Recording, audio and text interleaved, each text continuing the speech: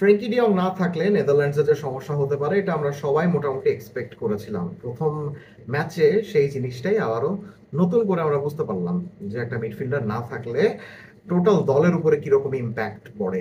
So যাই হোক, সেই ইম্প্যাক্টটা পড়লেও নেদারল্যান্ডসকে খুব বেশি সমস্যায় পড়তে হয়নি, বিকজ তারা দিন শেষে পোল্যান্ডকে 2-1 গোলে হারিয়ে দিয়েছে। সো সমস্যাটা কি ছিল এবং এই সমস্যাটা সমাধানের উপায় কি সেটা নিয়ে আজকে ডিসকাশন। নেদারল্যান্ডসের আজকের মেইন সমস্যাটা হয়েছে মিডফিল্ড এবং ফরওয়ার্ড এই দুই জোনে, যেটা আমরা আগে থেকে এক্সপেক্ট করেছিলাম যে মিডফিল্ডে যেহেতু ফ্র্যাঙ্কি ডিয়ং নেই, সো সেখানে নেদারল্যান্ডস বেশ ভালো মতো ভুগতে পারে। সো আজকে সেই জিনিসটাই হয়েছে। সো আমরা এটাও প্রেডিক্ট করেছিলাম যে যেহেতু ফ্র্যাঙ্কি ডিয়ং নেই এবং আহ, পর্যাপ্ত কোয়ালিটির কোনো লেফট উইং ব্যাক যেহেতু নেই, সেহেতু নেদারল্যান্ডস 3 ম্যান ব্যাকলাইনে না খেলে 4 ম্যান ব্যাকলাইনের 4-2-3-1 ফরমেশনে খেলতে পারে, এবং সেটাই কিন্তু হচ্ছে। সো ফ্র্যাঙ্কি ডিয়ং না থাকার কারণে যে হচ্ছে যে জিনিসটা হচ্ছে সেটা হলো কি, the cumulative amount of quality in the midfield কমে গিয়েছে। মিডফিল্ডের কোয়ালিটিটা কমে গিয়েছে। ফ্র্যাঙ্কি ডিয়ং এর জায়গায় খেলেছেন জয়ী ভিরম্যান। ভিরম্যান ইজ সার্ভিসেবল মিডফিল্ডার, কিন্তু অবশ্যই ফ্র্যাঙ্কি ডিয়ংয়ের মতো ওয়ার্ল্ড ক্লাস মিডফিল্ডার নন। সেই জিনিসটা আজকে আমরা স্পষ্ট বুঝতে পেরেছি। এবং ভিরম্যানের সঙ্গে শাউটনের মিডফিল্ড পার্টনারশিপটা পিএসভিতে অনেক বেশি কাজে দিয়েছিল, যে পার্টনারশিপটা পিএসভিকে ডাচ এরডিভাইস লিগ জিতিয়েছে। কিন্তু ডাচ লিগের কোয়ালিটি আর ইউরোর কোয়ালিটি সেম না দেখে আজকে কিন্তু এই দুজনের ডাবল পিভট বেশ ভালো রকমের স্ট্রাগল করেছে। স্ট্রাগল করার কারণে যে জিনিসটা হয়েছে যে ভিরম্যান এবং শাউটন দুজন পেছন থেকে বল ঠিক মতো নিয়ে রিসাইকেল করতে পারছিলেন না এবং বলটাকে সামনে পাঠাতে পারছিলেন না, যে কারণে গ্যাকপোকে বারবার পেছনে চলে আসতে হচ্ছিল। এবং একই সমস্যায় পড়ছিলেন রাইন্ডার্সও।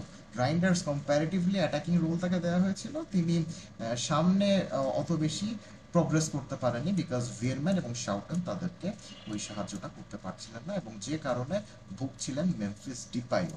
যে কারণে মেমফিস ডিপাই তার সামনে থাকা প্রতিপক্ষ ডিফেন্ডারদেরকে সেভাবে প্রেস করতে পারছিলেন না। সো দেখেন, এই যে মিডফিল্ডের সমস্যাটার কারণেই কিন্তু ইভেনচুয়ালি ডিপাই পর্যন্ত ঝামেলা হচ্ছিল। সো ফ্র্যাঙ্কি ডিয়ং না থাকার কারণে এই সমস্যাটা আপনার হচ্ছিল, যে কারণে ফার্স্টেই নেদারল্যান্ডস একটা গোল খেয়ে বসে এবং পরবর্তীতে তারা একটা গোল দেয়। গ্যাকপোর মাধ্যমে তারা গোলটা দিয়ে দেয়, এবং এই টোটাল ডাইনামিক্স চেঞ্জ হয়ে যায় দুটো সাবস্টিটিউশনের মাধ্যমে। ভিরম্যান যেহেতু খেলতে পারছিলেন না, ভিরম্যানের জায়গায় জর্জিনিও ভাইনালডামকে নামানো হয়, কিন্তু ভাইনালডামকে ডাবল পিভটে খেলানো হয়নি। So that was a very good tactical plan from Ronald Koeman. উনি সমস্যাটা বের করে সমাধান করতে পেরেছিলেন, যে ভাইনালডামকে নামানোর সঙ্গে সঙ্গে উনি অ্যাটাকিং মিডফিল্ডারের ভূমিকাতে পাঠিয়ে দিয়েছিলেন এবং রাইন্ডার্সকে পিছনে নামিয়ে দিয়েছিলেন। এবং ডাবল পিভটে যদি নেদারল্যান্ডস খেলতে থাকে, তাহলে ভেরম্যান বা শাউটেনের যে কোনো একজনের জায়গায় রাইন্ডার্স যে বেশ ভালো একজন অপশন হতে পারেন, সেই অডিশন আজকে কিন্তু রাইন্ডার্স দিয়ে দিয়েছেন।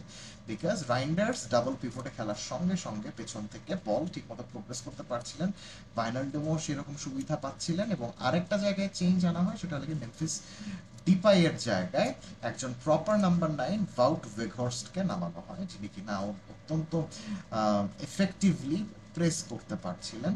এবং এই দুটা চেঞ্জের মাধ্যমেই কিন্তু নেদারল্যান্ডস তাদের জয়সূচক গোল পেয়ে যায়। সো আমার কাছে যেটা মনে হচ্ছে যে আজকে যে সমস্যাগুলো নেদারল্যান্ডস ফেস করেছে, সেই সমস্যাগুলো আহ, হয়তোবা পোল্যান্ডের মতো প্রতিপক্ষ ছিল বলেই তাদেরকে সেভাবে শাস্তি দিতে পারেনি, বিকজ পোল্যান্ডও একটু শেষ দিকে একটু দম হারিয়ে ফেলেছিল, অত বেশি এনার্জি তাদের মধ্যে ছিল না, যে কারণে নেদারল্যান্ডসকে তারা ভালো মতো পানিশ করতে পারেনি। কিন্তু আরো ভালো দলের এগেনস্টে যদি নেদারল্যান্ডস পড়তো, তাহলে কিন্তু পোল্যান্ড হয়তো বা পোল্যান্ডের জায়গায় যদি অন্য কোনো ভালো দল থাকতো, তাহলে হয়তো আরো একটা দুটো গোল তারা দিয়ে দিতে পারতো, ম্যাচটাকে বের করে নিয়ে আসতে পারতো, কিন্তু সেটা হয়নি।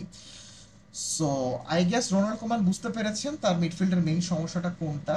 এখন থেকে যদি 4-2-3-1 ফরমেশনেই নেদারল্যান্ডস খেলতে থাকে তাহলে ওয়েগহর্স্ট আমার কাছে মনে হয় সাবস্টিটিউট হিসাবেই ঠিক আছেন। ওয়েগহর্স্টের জায়গায় ডিপেকে মানে খেলানোর আমি কোনো সমস্যা দেখছি না, তবে ডিপেকে আরও ভালো মতো প্রেস করতে হবে এবং এই ভালো মতো প্রেসিং উনি করতে পারবেন যদি মিডফিল্ডে ভেরম্যান এবং শাউটনের জায়গায় রাইন্ডার্সকে খেলানো হয় এবং এই অ্যাটাকিং মিডফিল্ডের জায়গায় ভাইনালডাম বা অন্তত জাভি সিমন্সের মতো একজনকে খেলানো হয়। সেক্ষেত্রে জাভি সিমন্সকে রাইট উইংয়ে না খেলিয়ে মাঝখানে খেলানো যেতে পারে এবং রাইট উইংয়ে তার জায়গায় সে জেরেমি ফ্রিম্পং এর মতো একজনকে নামানো যেতে পারে। আপনারা সবাই জানেন বায়ার লেভারকুসেনের হয়ে ফ্রিম্পং যখনই খেলেছেন তিনি কিন্তু ফুল ব্যাক হলেও অনেক সময় তাকে কিন্তু উইঙ্গার, রাইট উইঙ্গার হিসেবেও কিন্তু খেলানো হতো। সো জাবি আলোনসোর কাছ থেকে এই ট্যাকটিক্সের একটা শিক্ষা রোনাল্ড কোম্যান কিন্তু নিতে পারেন।